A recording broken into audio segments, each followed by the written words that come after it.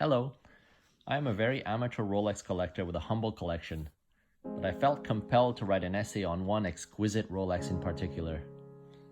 I apologize beforehand for the lack of the real watch, but I hope to obtain it one day at my authorized dealer, on the wait list of course.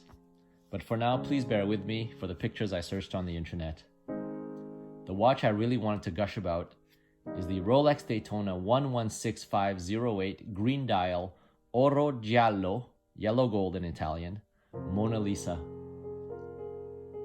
Watch collectors alike love labeling watches with affectionate monikers, particularly for the powerful brand that is Rolex. For its Submariner line, labels accepted over the years include the green shimmering Hulk, the sunburst and self-evident Bluesy, and the matte blue Smurf.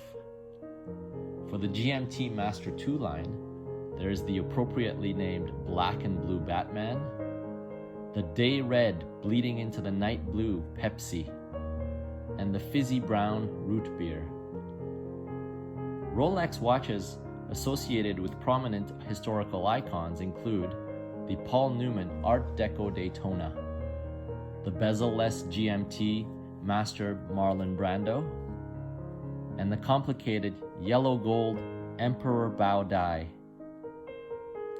Rolex watches owned by famous people tend to elevate the watch to such a level that they outbid at international watch and art auctions. Now, the 116508 green, gold, and red Daytona, released at Baselworld 2016, has several unofficial names. The Green Money Daytona, the Golden Hulk, as aptly named by Tim Mosso at Watchbox, the Christmas Tree Daytona, and what John Mayer dubbed a 2016 Baselworld sleeper hit. That year, John correctly understood that everyone was so enamored by the newly released stainless steel ceramic Daytona that they had overlooked the sheer beauty of the 116508. It was John's gold crown eureka moment. Sorry, I couldn't resist the allegory. Since its release, this piece truly deserves a much higher calling and less mundane labeling than the current nicknames. Thus, the Mona Lisa.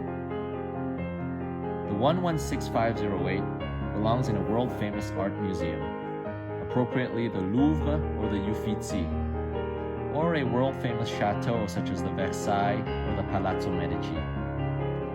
It should be encased and guarded behind bulletproof glass and maintained at a constant temperature, pressure, and humidity, or at least held in a sunbeam glass case at an authorized dealer for everyone to marvel at, but not handle, of course. Masses of people worldwide would flock to view it as the masterpiece in the permanent collection of a museum. This is not just a wristwatch worn for everyday timekeeping. It is an important work of art that needs to be studied, curated, and preserved for many future generations.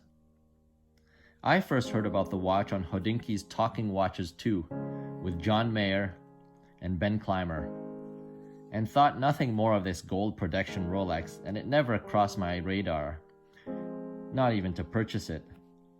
But this is not a watch to be viewed on the Rolex website, much less on YouTube videos or in magazines. This is a watch to be seen and experienced in the flesh in order to experience the regal marriage of colors and the superlative elegance of its perfect weight and calculated proportions. It is quite simply the most beautiful watch I've ever seen, but you cannot just call it a watch. The first time I saw this magnificent timepiece was at a local authorized dealer on the wrist of a prominent watch collector. When my visual fields had instantly processed the combination of iridescent green of wavelength 495 to 570 nanometers and pure yellow gold of wavelength 570 to 590 nanometers, the experience was purely visceral. I had never seen a more beautiful reflection, particularly the dial, and immediately set myself to hunt it as my next grail watch. Upon staring at that light burst of a dial, what struck me besides its obvious beauty was how much effort Rolex must have invested in research and development to create such an exploding supernova of scattering green. That prismatic and magical dial combines incident light beams to create an effect never before seen on a watch face. This deep, varying, and penetrating green reflection, which makes the flat dial appear seemingly three-dimensional. This phenomenon of light is a sight that can only be experienced in person. And only then can one truly appreciate the painstaking science and engineering behind the invention of this effect, which is seemingly far more aesthetic than functional. But scientific explanations do not do this watch justice. This is a watch that evokes emotions of magnitude. The very definition of a great watch, according to the great auctioneer Aurel Bax, is not the complicated movement, metallurgy, or even the price. It is simply a watch that puts a smile on your face. And this watch not only exceeds Aurel Bax's requirement, but also duplicates exactly what Da Vinci intended for the Mona Lisa: to put an unadulterated and perpetual smile on a face. Thank you for listening, and don't forget to like, share, and subscribe.